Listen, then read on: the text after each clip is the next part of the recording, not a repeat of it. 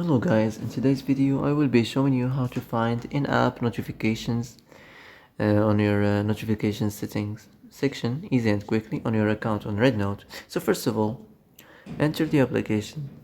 Next, here on the home page you will find these three lines up here, click on it, and then you will find the settings, click on it, and also you'll find the notification settings, and next the last one here.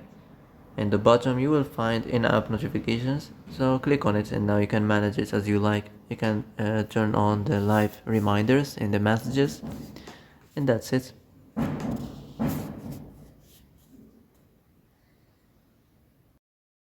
So that's it for today's video. I hope this is the answer you've been looking for.